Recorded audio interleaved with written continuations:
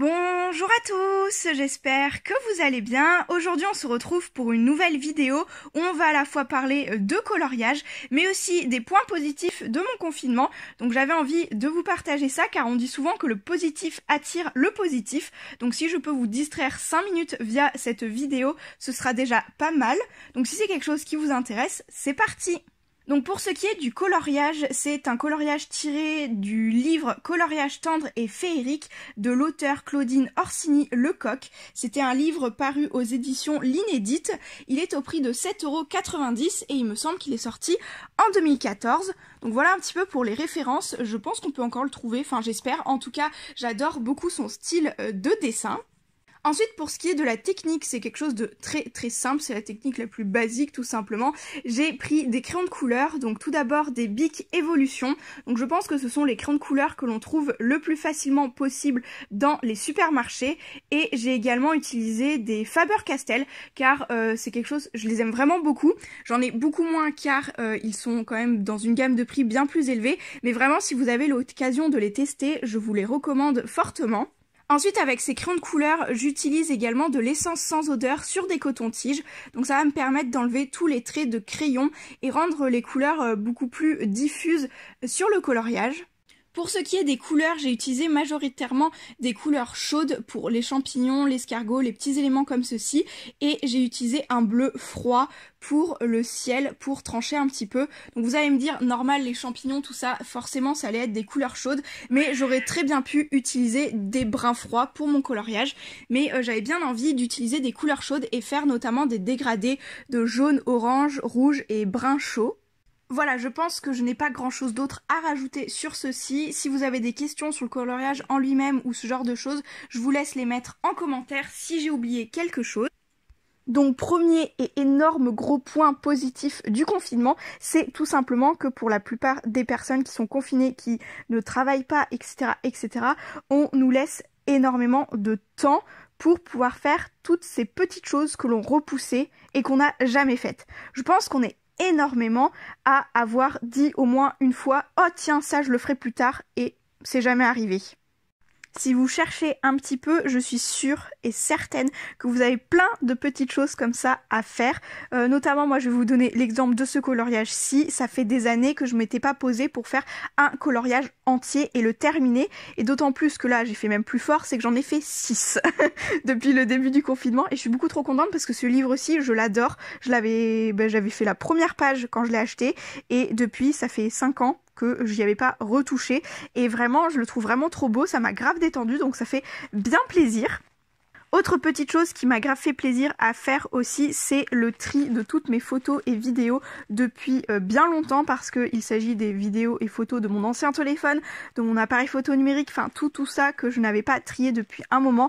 Je crois que pour le moment ça m'a pris 4 ou 5 après-midi, donc demi-journée, à trier à peu près 5000 fichiers. Donc là, j'ai fait de 2018 à mi-2019, donc il va me rester la fin 2019 et début 2020 à faire. Donc moi, je suis quelqu'un de très attaché aux souvenirs, aux vidéos, aux photos. J'adore ça, j'aime beaucoup, j'adore prendre des photos de tout et n'importe quoi. J'adore tout garder, donc j'ai énormément de fichiers comme ceci.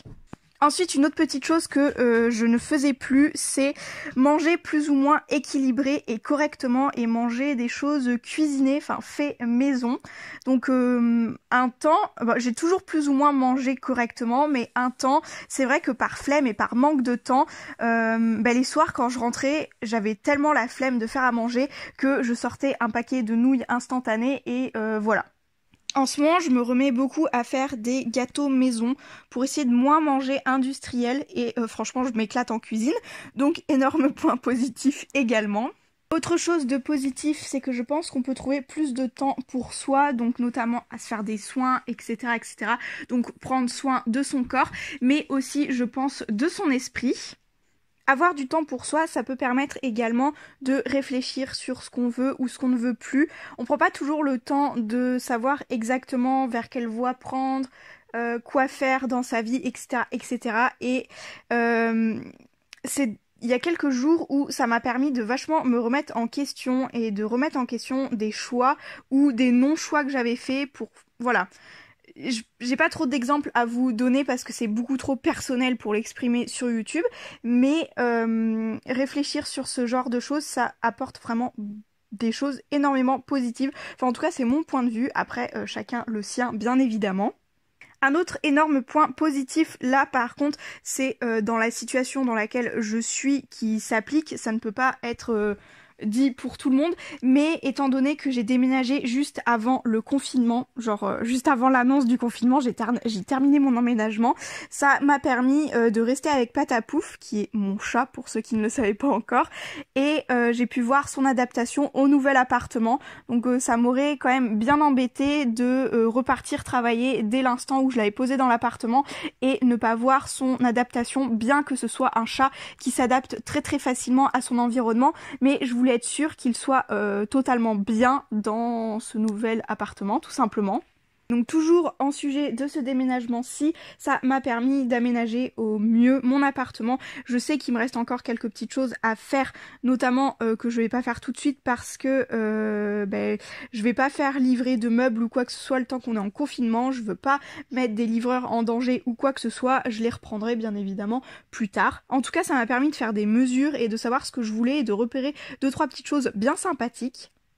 Vous l'aurez vu également sur YouTube, je suis passée de 1 vidéo par semaine à 2 par semaine parce que c'est ce que j'adore faire et il y a des fois je suis frustrée de pas avoir le temps de filmer certaines vidéos parce que soit elles me prennent trop de temps à filmer, soit trop de temps à monter et du coup là avec le temps accordé, j'en ai d'avance de filmer et je pourrai les monter au fur et à mesure également. J'espère prendre plus d'avance possible. À la fin du confinement, je pense que je repasserai à 1 vidéo par semaine, mais si je peux m'avancer sur certaines vidéos, en avoir à monter d'avance, ça m'arrangerait, comme ça m'éviterait parfois de finir de monter une vidéo à 3h du mat pour vous la poster le lendemain parce que je voulais absolument la finir et voilà. Donc voilà un petit peu les points positifs que je pense de mon confinement. Je vous invite à réfléchir sur vos points positifs à vous parce que penser de manière positive, on le dira jamais assez, ça amène un peu plus de positif dans notre vie. En tout cas, moi je l'ai toujours vu comme ça et je pense que ça sera ma devise pendant encore un bon moment. Si tu penses positif, techniquement t'attires le positif. Donc bien évidemment dans la vie rien n'est tout rose, rien n'est tout parfait, etc. etc. Il y a toujours du négatif. Il m'est arrivé des situations là pendant ce confinement vraiment relou au possible, mais comme me dit mon papa, et merci papa de le soulever et de me le rappeler, c'est que de toute façon le négatif, une fois que vous l'aurez passé, vous vous en souviendrez plus et vous pouvez vous re-atteler à penser positif. Je m'explique. Par exemple, il m'est arrivé, faut pas penser que mon confinement est tout beau, tout rose, etc. Il m'est arrivé plein de merde, mais une fois réglées, en fait, elles n'ont rien empiété sur le fait que mon confinement est positif. Par exemple, comme certains le savent, j'ai mes meubles de cuisine qui ont littéralement chuté du mur et ça m'a brisé toute ma vaisselle, etc., etc. Mais je sais bien qu'à la fin du confinement, j'aurai un nouveau meuble, mes proprios vont me réinstaller ma hotte et tout ça, ils vont me refaire une partie de ma cuisine, je sais que ça sera réparé, ça y a pas de souci. Donc il faut pas se focaliser sur ce genre de points négatifs. Ensuite, bien évidemment, c'est ok d'avoir des coups de mou, des coups de blues, des moments où vous vous sentez pas bien, mais il ne faut pas culpabiliser pour ça. Tout simplement, vous reprenez votre courage à deux mains et vous faites en sorte d'aller mieux, tout simplement. Mais faut pas culpabiliser, pas avoir honte du fait qu'à des moments on se sente pas bien, c'est totalement normal.